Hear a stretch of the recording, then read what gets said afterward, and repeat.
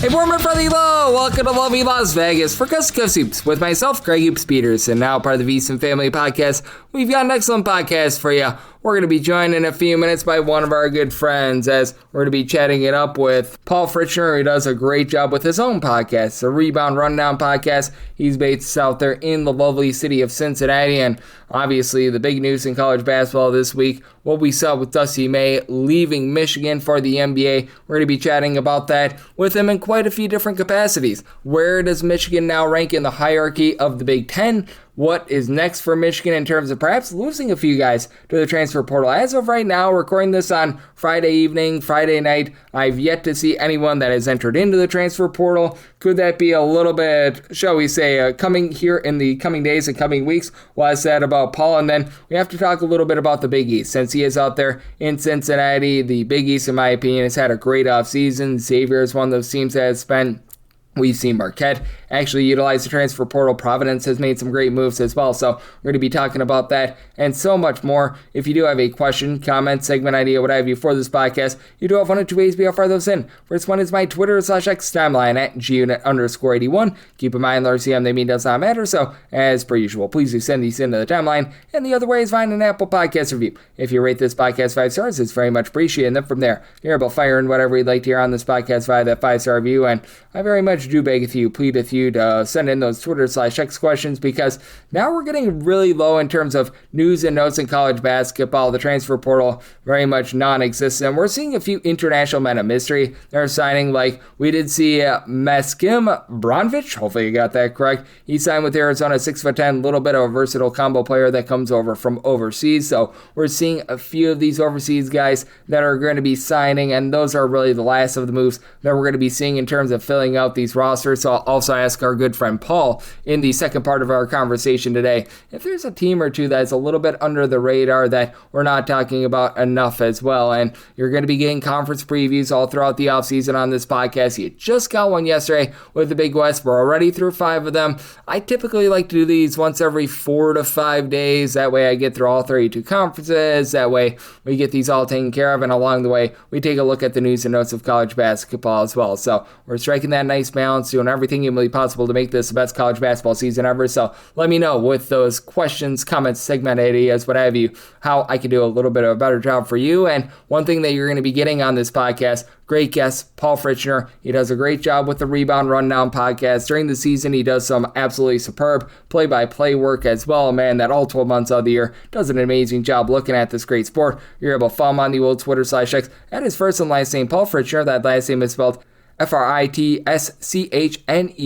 altogether. And he also does a great job with the Cincinnati Crown as well. That's a little bit of a new venture out there in the great city of Cincinnati, Ohio. And Paul, it is always a pleasure, my friend. Thank you so much. Absolutely. Always great to join you, Greg. Let's talk hoops. Absolutely. And typically in late June, we don't necessarily get a lot of bombshells that happen with regards to college basketball. The biggest thing is you see like all the NBA draft picks and everything, which is always nice to see. It was also interesting to see on draft night, Dusty May, not just there supporting the former Michigan Wolverines, but now part of the Dallas Mavericks. He earlier in the week decided that he was going to be going from college to the NBA. And just how do you take a look at this ordeal now with Michigan? Because the players, if they want to, they can enter into the transfer portal. They've got a 30-day window to be able to do so, but it's a little bit of a murky environment for them. And now they're taken over by a guy, Mike Boynton, who everyone in coaching corners and coaching circles, they always talk about how good of a coach he is, but let's call it what it is. It wasn't necessarily the world's greatest results at Oklahoma State. No, you're right. And it was stunning. I was sitting there the other night and I was trying to figure out when was the last time we had news like this, right? Stunning news out of the blue that nobody was expecting. And I think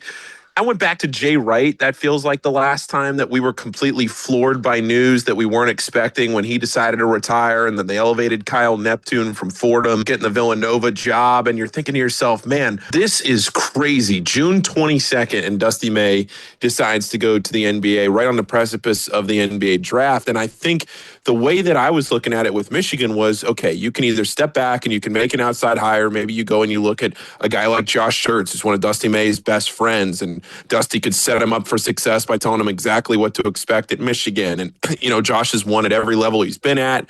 Maybe that makes the most sense for Michigan. Or do they go internal? Do they hire somebody like Mike Boynton? And, I was expecting some news quickly because obviously you have to retain that roster and you paid a lot of money for a lot of really good players on that roster, both internally, guys that you tried to keep like Cadeau from last year, or guys that you went out and got like JP Estrella from Tennessee. Can you keep that roster together? That I used this comparison earlier this week too, Greg. This is not like you're coming off a national championship and you lost the entire 1 through 15 on the roster and the guys you replaced them with aren't all that good. And maybe you're a fringe top 25 team. Maybe you win a game in the NCAA tournament and that's about it. Greg, this is a Michigan team that's going to expect to compete for the national title next year. This is a top 5 team in America, or at least a top 5 roster. And now they're going to be coached by a guy in Mike Boynton, who's, certainly had success with Cade Cunningham. But we'll call it like it is. Like you said, he's going to have a monumental task in front of him to make sure he gets the most out of this roster the way that Dusty May was going to. I'll be really interested to see how Michigan is this upcoming year, because this throws a big wrench into the plans in late June when you're not expecting news like this. No question about it. And do you think that ultimately we will see any of these guys enter in the transfer portal? Because really the lone, shall we say, things that we were able to see last season ever since this became a thing with NIL, what have you, was like the Cal State Bakersfield situation. We saw it with St. Joe's as well. That was more in like September, October when things were really, really picked over, because there are some teams out there that still have 1 or 2 roster spots. But I think the big question as well is who'd be able to pay as much money as Michigan did for these guys like JP Estrella and company. Well, I'm sitting here on a porch in Cincinnati looking right down the road at a school in Lexington that could certainly do that, right? And I'm thinking to myself, could Kentucky swoop in and maybe get one of these guys in the portal? But now that we're about a week removed from it and we've had some time to sit back and think, I'm sure there are a lot of discussions happening right now amongst that roster. But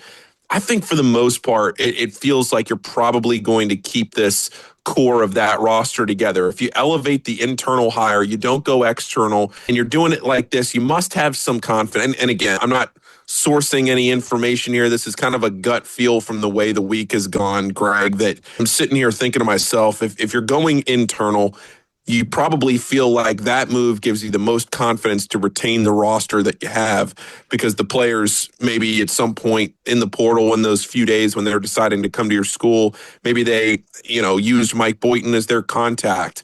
Maybe he was the one that recruited some of these guys. All of those things combined give you the idea that this roster, at least for the most part, should remain intact going into next season. But you never know. Could a guy like Estrella or any of them, Mustafa Cham from Cincinnati, some really significant big pieces, it'll be interesting from that perspective, because the other thing you have to think about is the NIL component of this. Sure, by the NCAA rules, they're allowed to transfer, but was there anything written into their NIL contract that said, you have to stay here no matter what? And yeah, a coaching change, but if they've already been paid money, would they have to give it back, or do they get to keep the money that maybe they've already been? I just have no idea how those finances work at Michigan, how those contracts are structured. And because of that, there's some ambiguity that in years past you wouldn't have when it was cut and dry, that coach leaves, you can leave, those kinds of things.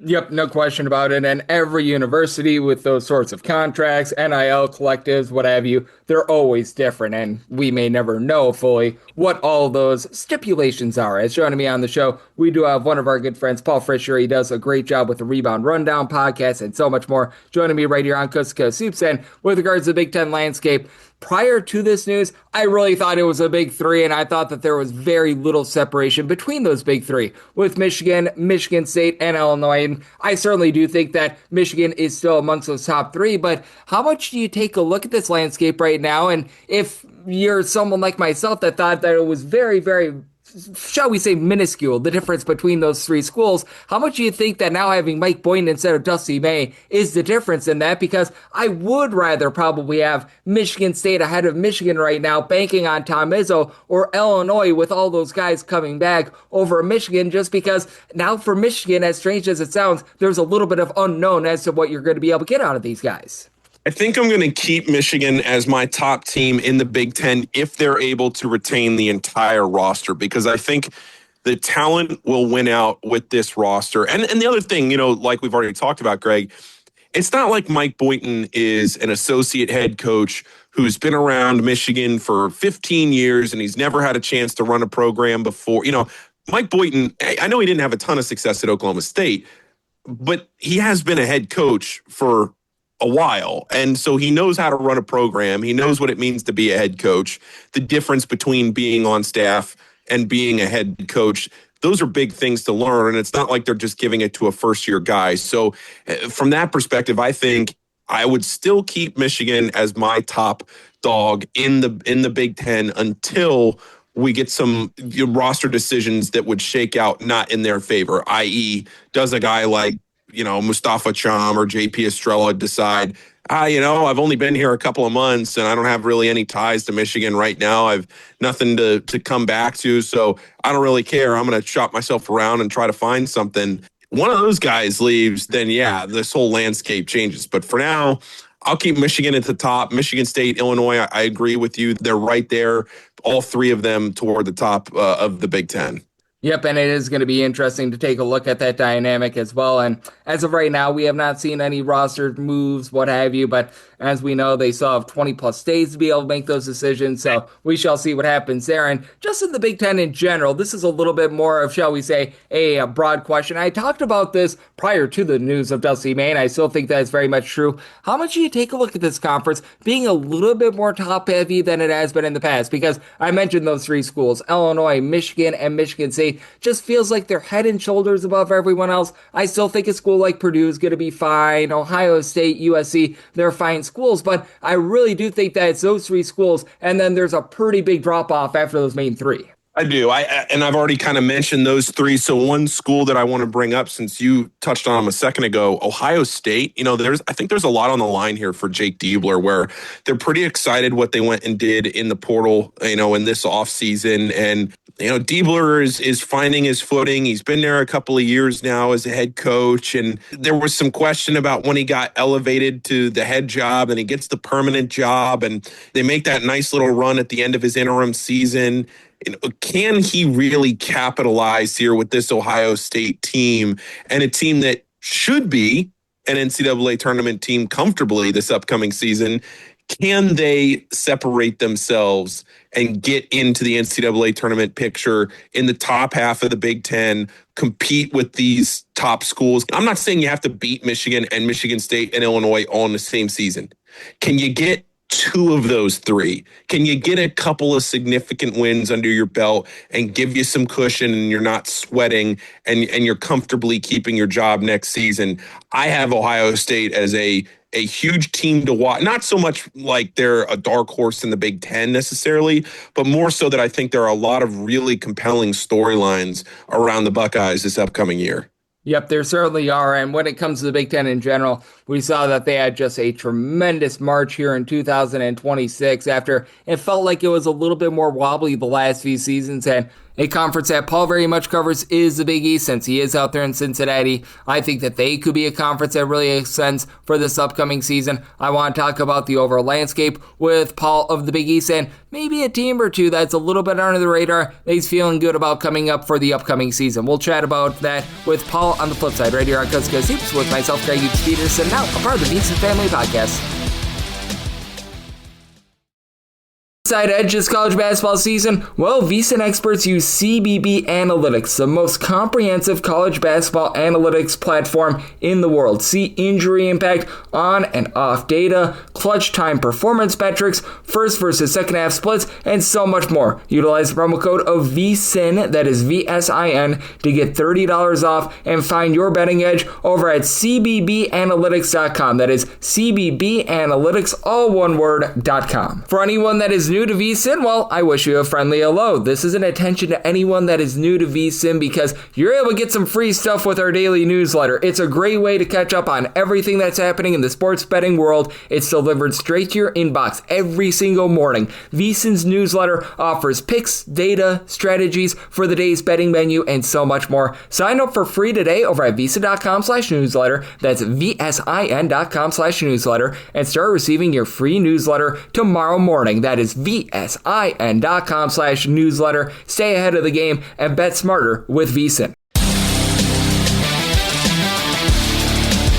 And we're back back here, lovely Las Vegas, for Coast to Coast Hoops with myself, Greg Hoops Peterson, now part of the VSiN Family Podcast. We're back here with our good friend Paul Fritchner. He does such great work with the Rebound Rundown podcast. He's out there in the lovely city of Cincinnati. He does great play-by-play work with Field of 68, CBS Sports, and so many others during the season. Give him a follow on the old Twitter /X at his first name Paul, his last name Fritchner, Fritschner, all together. And Paul, we talked about it in the first segment with the Big Ten, and they were able to have a nice rise last season. And I think a conference that could be able to have a rise this season is one that you cover very much. That would be the Big East, because for the Big East, it's mainly been St. John's, it's been UConn, and not a whole heck of a lot else. Well, out there in your neck of the woods, Xavier really spent this offseason. Providence made some really good moves. Marquette finally decided that they were going to enter into the transfer portal and sign a few guys there. Even though it's not necessarily the most savory, even teams like Seton Hall and Georgetown have been able to sign some guys recently. Want to get your thoughts on the Big East, because I've talked about this a lot on the podcast. If I were to give an award for the most improved conference here in the offseason, I'd be looking at giving that to the Big East, because I love the way that there's much more depth in this conference now than there was just a short season ago. Yeah, and Villanova, too. Kevin Willard in year two. To pull anybody. Yeah, exactly. I mean, again, and I may have mentioned this the last time I was on with you. Don't misunderstand me here. The Big East, I don't think, is going to get 8 teams into the NCAA tournament. But there are 8 teams in the conference who, if any of those 8 made it, I would not be surprised if they were NCAA tournament teams. My guess is they'll probably end up being, a 5 or 6 bid league. There'll be more than 3, more than 4. I think they'll end up being a 5 or 6 bid league. But could they end up getting down into that, 7 or 8 bid range? That's a bit of a stretch. But DePaul certainly has the talent on this roster to take a step forward again under Chris Holtmann, maybe get into that bubble conversation. You're talking about a 76-team tournament now, where could you be team 77, 78 going into the last couple of weeks of the season and make it interesting? What the Big East did this offseason, you see it with Xavier, who spent a ton of money on this roster, Providence, Villanova, Marquette, who went in the transfer portal finally, UConn, St. John's, Creighton under Alan Huss now in year number 1. I'm really excited to see what they can do. There is so much intrigue in the Big East now, where they've had a couple of down years. I mean, I know UConn has been a title contender. They played for a national title this year. They've won 2 of the last 4. I get it. But outside of UConn and St. John's, and even St. John's, the NCAA tournament, right? I mean, last year, they lose to Arkansas. This year, a longer run in the NCAA tournament. You're looking for title contenders. Does the Big East have a true national title contender this upcoming season? We'll see.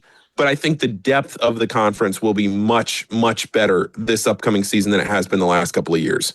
Yep, I'm right there with you. And how much do you think that we're going to see this dynamic of these schools that, as we know in the Big East, there's very, very little amount of football, and the teams that are playing football, like Georgetown, Villanova, they're not even in like some sort of an FBS conference. They're actually playing out there in the Patriot League, which is FCS, and I think that that's so big for a Big East. Like, I take a look at the landscape of college basketball with a lot of these Big South schools like High Point. I don't think that they have any sort of a football team, and these are the schools that I feel like have really had a rise over the last few years, and it feels like something has just really kicked in with these Big East schools to where they're now spending, and now they are all in on basketball. I think they understand the place that they have in the sport. Another storyline to follow is they're going to need a new commissioner this year. Who do they tab to be the next the next commissioner after Val Ackerman is gone here in a couple of months? She's retiring. Who does the Big East go to lead the conference forward? And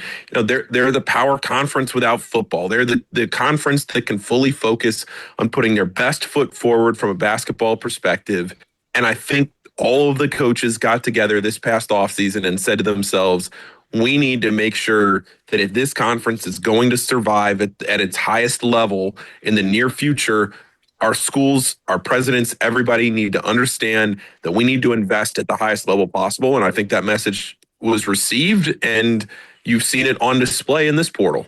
Yep, no doubt about it. The coaching changes that have been made over the last few seasons, the rosters that are being pumped out right now, I'm right there with you. It's just a much better Big East in general. Is it quite going to be on par again with the SEC? Probably not, but certainly strides forward have been made, and this is going to be a little bit more of an open-ended question because now we've got a lot more clarity with the rosters. We might see a few more like international guys get signed. We'll see what happens with regards to the Michigan situation, but for the most part, with regards to roster building, much of the haze in the barn for this upcoming season. And is there a team or two that is lurking out there? It can be in your neck of the woods. It can be outside of there. It's Steelers' choice between the 366 Division I schools. But is there a team or two out there that you're taking a look at right now and just you feel higher on them than a lot of people, and you feel like they should be getting a little bit more love than what they've been getting this offseason? I think there are two teams that I like going into next season. One, I think Oklahoma State has done a nice job, but two, I'm going to give you Oregon.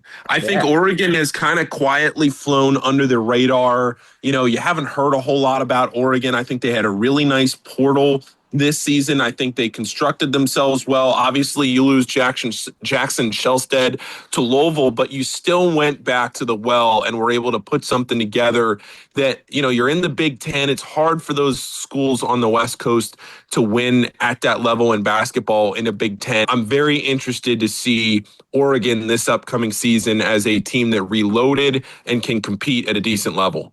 And I'm so glad that you mentioned that as well, because I would like to throw in there as well. Do you think that things might be a little bit more successful for those former Pac-12 schools that are out there in conferences like the Big 12, the Big 10, and the ACC? Because now we're in year number 3 for these schools making those East Coast road trips, and not only Oregon, but I think that USC and UCLA out there in that Big 10 as well might have a little bit more success this season than they've had over the last 2. Yeah, I think it'll obviously continue to get better. I just think it's so hard for those teams to consistently win with these East Coast road trips all the time. That it's really hard the way that this is structured right now for them to be at their best all the time when they're constantly flying across the country. I think you're starting to see some fatigue with that. I thought maybe it would last a little bit longer than it has, you know, to the point where now you're already seeing, you know, coaches complain about it. But it is what it is, Greg. They've made their bed. Now they got to lie in it. And hopefully for those schools, things are more successful than they have been the last couple of years. Yeah, no doubt about it. Things have been a little bit less than tremendous for a lot of those schools that were formerly of the Pac-12, aside from Arizona. Things are going very, very well for them. And things are always going well on this podcast when you're aboard, my friend. Paul, you're doing a great job with the Rebound Rundown podcast. You do a great job looking at all the happenings out there in the lovely city of Cincinnati and so much more. So, a lot of the good people at home know it's all on tap for you and how people can follow along on social media and other platforms. Yeah, go ahead and check out the Rebound Rundown. It's a daily show during the season. It's a weekly show in the off season that covers specifically the teams here in the Cincinnati area. But if you're a fan of somebody from around the country, we hit on all the national headlines, the storylines, things that you need to know. It's a quick show. It's everything that it's pretty digestible. So you can check it out on social media at Rebound Rundown, all podcast platforms, YouTube, all that stuff. So go check it out. Absolutely. Paul doing a great job with the Rebound Rundown podcast. I know that during the season he does some great play-by-play work over with the Coastal Conference. He does a great job as well with our good friends over the Field of 68 for a few times every single year as well. So a big thanks to Paul for joining me on Coast to Coast Hoops, now part of the VSiN family of podcasts. And if you do like hearing from this fine podcast, Coast to Coast Hoops, you're able to subscribe wherever your podcasts, Apple Podcasts, Google Play, Spotify, Stitcher, and TuneIn. If you have a question, comment, segment idea, what have you for this podcast, you do have one or two ways to be able to fire those in. First one is my Twitter/X timeline at gunit_81. Keep in mind, letters the name does not matter. So, as per usual, please do send these into the timeline. And the other way is find an Apple Podcast review. If you rate this podcast 5 stars, it's very much appreciated. And then from there, you're able to fire in whatever you'd like to hear on this podcast via that 5-star review. And I am with you guys every single day on this podcast. Here in the off season, we're taking a look at all the news and notes that we're getting and all the happenings. A little bit slower here in late June, but you never know when, Dusty May decides to leave Michigan. So we're staying abreast there. And the conference preview podcast, they are now very much up and running. We're already through 5 conference preview podcasts. I think that we'll have the Coastal Conference podcast up very, very early next week, like Monday or Tuesday is what I'm targeting there. So we are on the lookout there. I'm trying to make this the best college college basketball season ever in 2026-27, and bets are won during the season. They're done through hard work here in the offseason, so I plan on continuing to do that, and I'm with you guys every single day here, so I'll be back with you once I get them out. Thank you.